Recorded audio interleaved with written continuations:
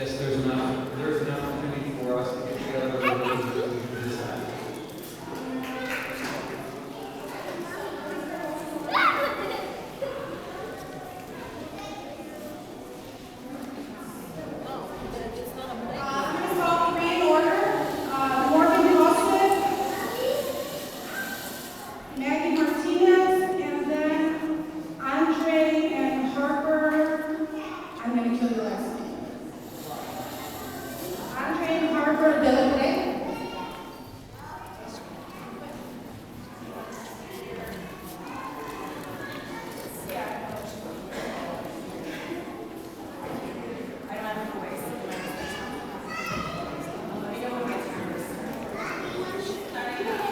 My name is Morgan Halston, and I've been living here within 1,000 feet of this park for 10 years, my husband for 15.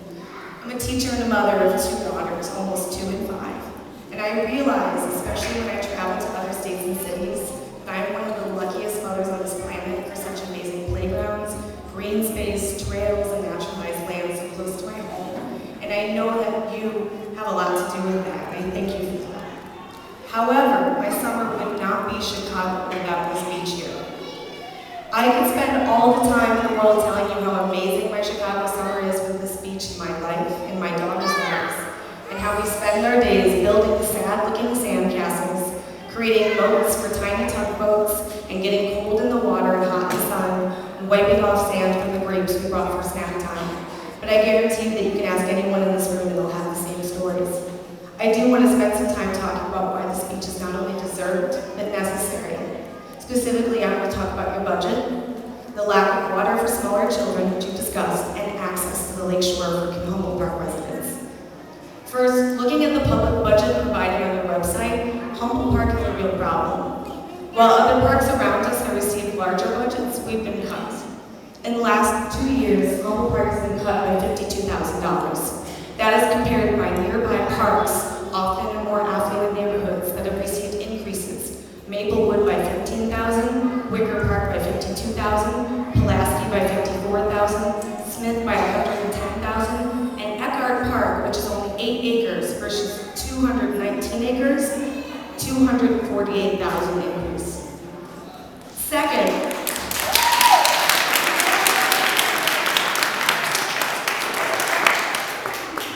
the pool does no good for my smaller children. The most shallow part is 4 feet. I can't hold it.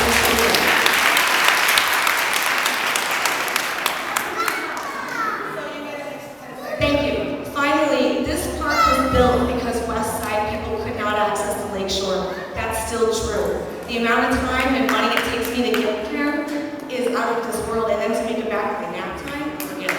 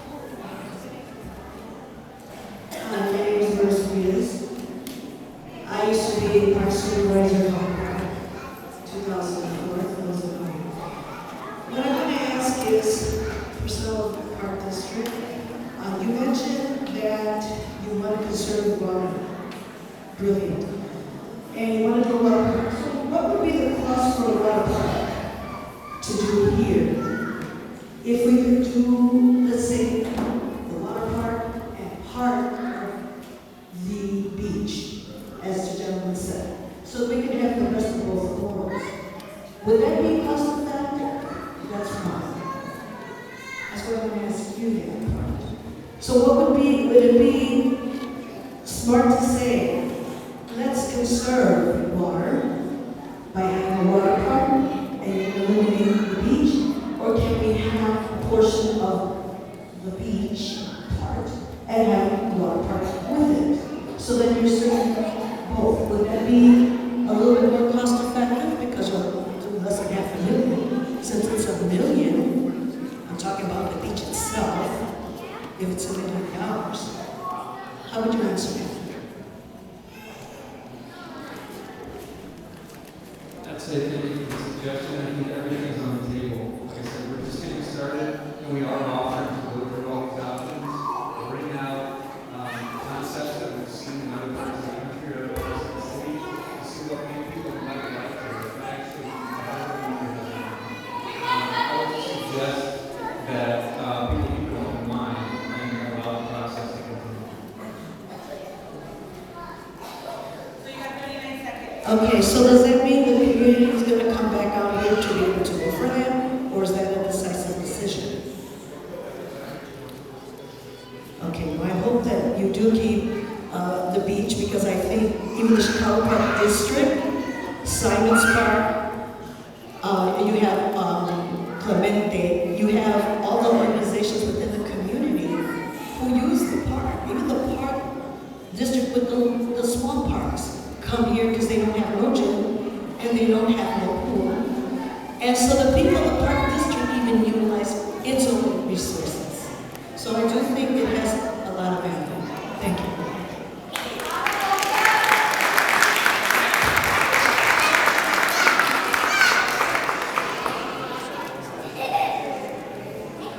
Well, I was privy to the conversations that took place back in the 70s when the beach was conceptualized, when the reason for the beach was articulated by people from this community. Now, a good idea never dies, and a good idea is always worth fighting for. And I say that we should keep this beach for all the reasons stated, and because maybe the faces have changed, the community has changed, but the needs are still the same. I enjoy seeing the 3-year-olds with their little buckets full of sand playing on that beach. Their brothers and sisters who may be 11, 12 years old, the grandparents. You know, this is a dream that we had the vision to realize at that time. This was visionary. And now you're proposing, you're telling us that we can't have it. And then you're going to give us an opportunity to come up with something that is less than what that vision, what we promised.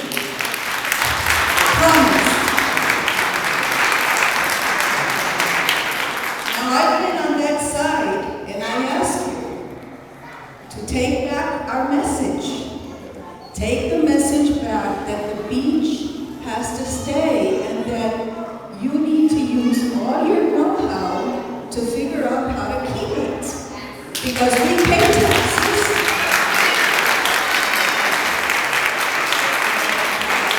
And you know, 30, 40 years ago, we had these conversations. And we met with one daily, another daily, a Harold Washington. And now, we don't think that there should be any change, because if it's not broken, don't fix it.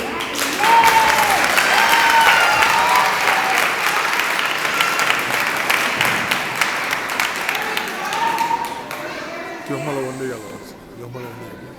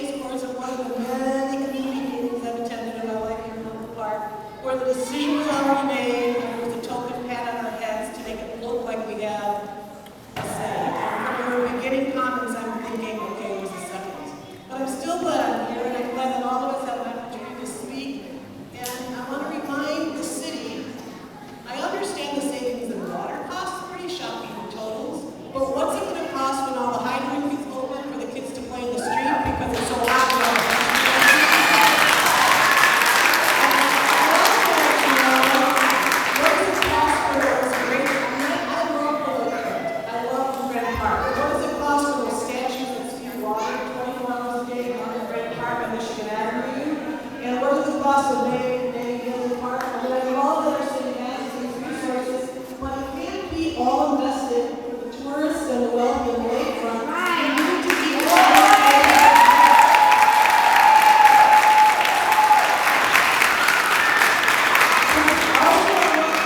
all of us, and many of you might not be aware of this, but in the 80s, I don't remember, Garfield Park Conservatory had a disaster in the middle of the night where we were in one of our Arctic blasts, and so much damage happened to that building that one of the dailies, I guess Daily Jr., was going to close it because nobody used it. And I understood his point too, as the CEO of the city, that how much money to rebuild Garfield Park Conservatory would hardly anyone went. But we all got together and we figured out ways of making that place more accessible, better known, and you know what a gem that is right now. And the whole world got behind this because they were going to tear down Jen Jensen's monument to him. And I want to say, we're going backwards because we know the importance of getting kids digging in dirt and connecting with nature, and a water park and a pool doesn't cut it.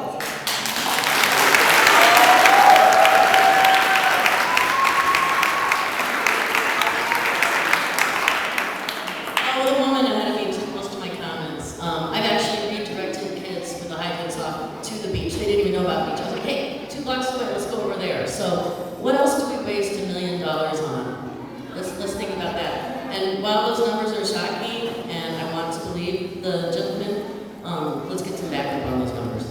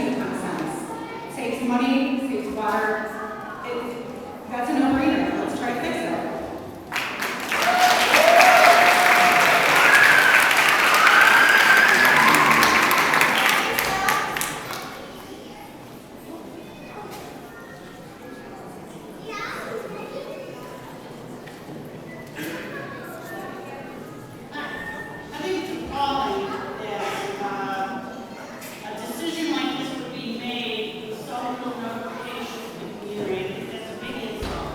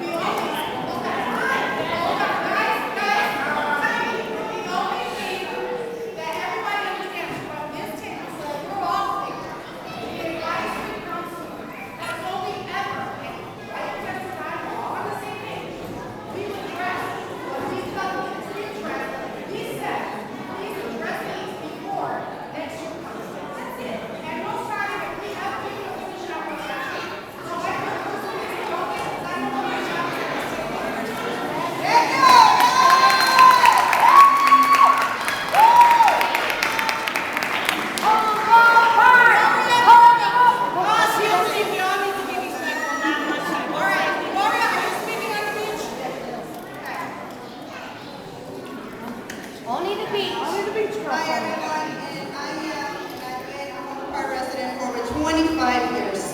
And how I know my Humboldt Park beach is actually Mojone Beach. That's how we know. But we nickname our beach. So anyways, this beach has been here since I don't recall, because I've only been here for 25 years. I've been here before that. And it's so useful for me and my kids. And my kids pretty much learn how to walk, ride bikes, and swim in this park. And this is one of the reasons why I urge you to please find a way, a solution, so we can have our beach stay put in Humboldt Park. Because we all need it. This divides community needs the beach in this park.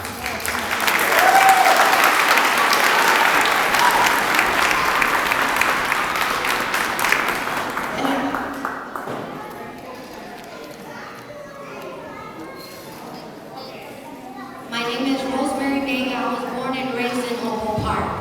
We used the beach when we were dodging bullets in the hood. And when you say that there's a pool down the road, how many of us can that pool sustain? Can it? And by the way, that's a community pool. This is a neighborhood park, a beach. So for you to compare it, it hurts. But you know, you're sitting here and it's all about the money. Aren't we getting charged for water? Don't we get charged for water? Don't the churches and everybody else now is getting charged for water? So I mean, there's got to be a better solution than you selling out our beach, our park.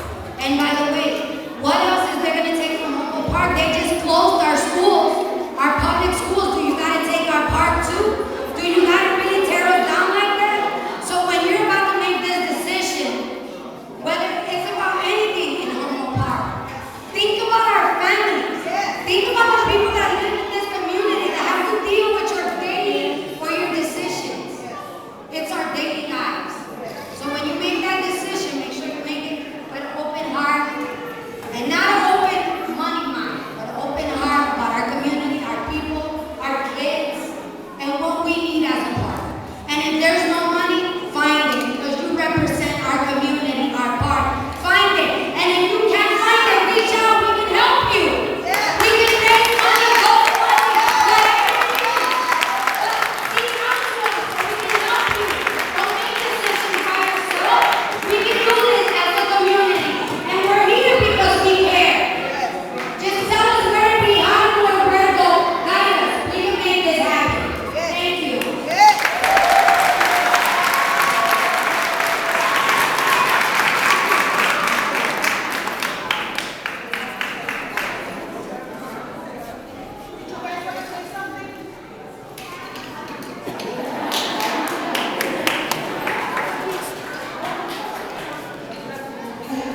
Good evening, and thank you for being here.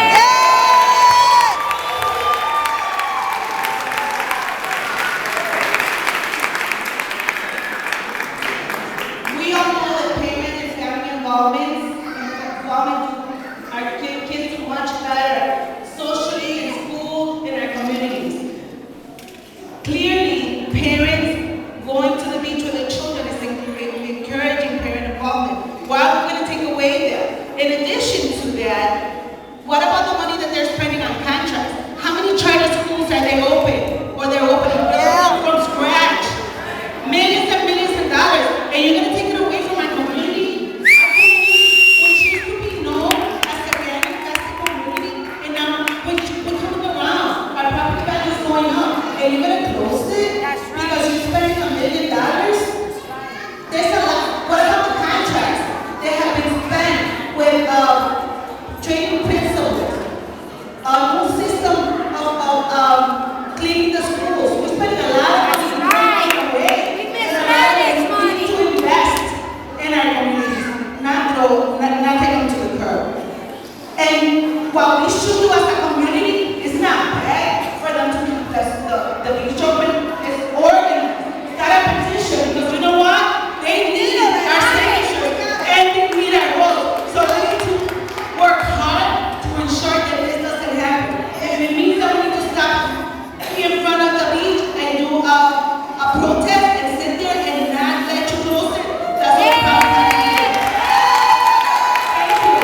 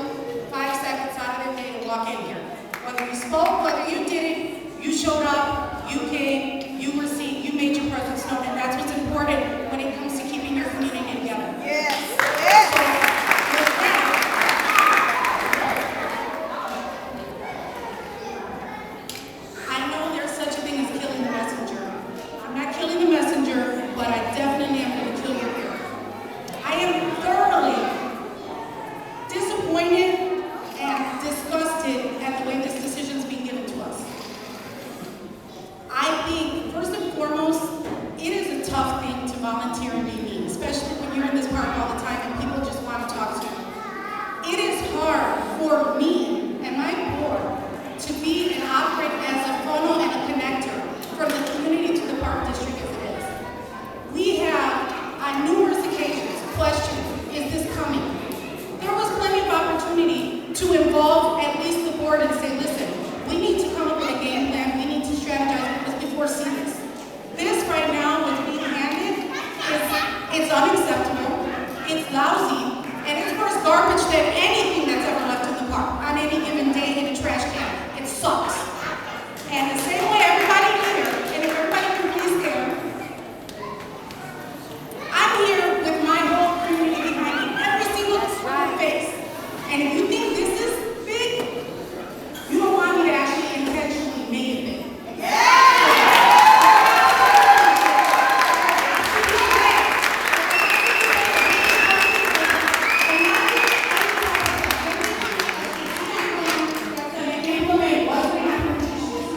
A strategic plan that's going to be in the long-term goal, and what it is that we need and what it is that is required.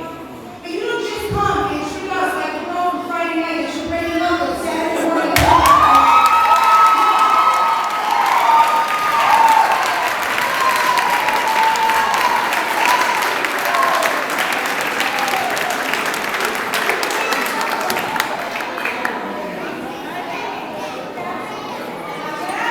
Anybody else that has anything that you would like as far as a letter, an email?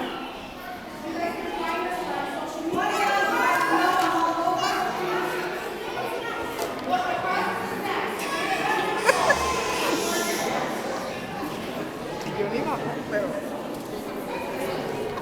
I'm not a good speaker. I'm a good organizer.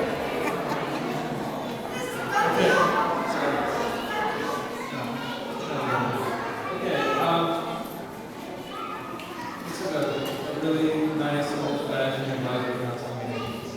This is very lively. I'm here for everyone. I've done a lot of advisory council meetings like this. Maybe not quite as lively. Yeah, it's good. Okay, a lot of people here bring their voice to the table. I am hearing it. The partnership needs to look at ways to fix the problem in the city. The community is saying they want to be part of the solution where everything is on the table, whether it's fixing the beach or restoring the beach or proposing something that's maybe we haven't thought about yet. We're here to start that process. I've heard everyone. It's not the final, this is not a final say of anything. I'm not here to deliver some sort of message other than we want to come back and do exactly what you've asked for, which is sit down and look at solutions, look at timelines, and how we potentially fix the problem we have. I think there are enough creative people in the room who've already spoken about the kinds of options we might have. So if the next step would be us coming back and having another conversation about this and what we can do moving forward, working with the advisory council on that schedule, then that would be a nice way forward, if that's okay. Right. It's another day.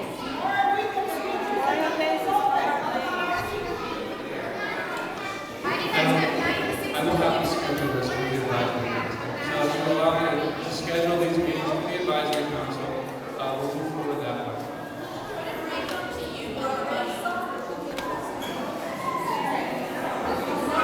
Actually, we'd like to work with the community development. There are water conservation, water and stormwater management options that have federal funding attached. We want to look for those kinds of grants and other outside options. Would you take? It depends the attachment to that $1 million.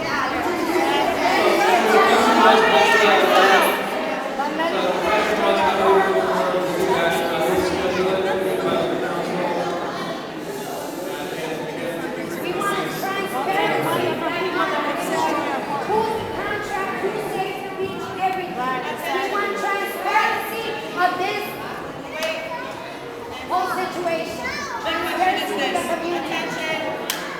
My question is this, when we meet again, can you show us in paper how you came about with, how the city comes up with the bad meeting, how much it takes to run this beach, like break down manpower, water, whatever it is that it takes to make it work? That would be great. So in the meantime,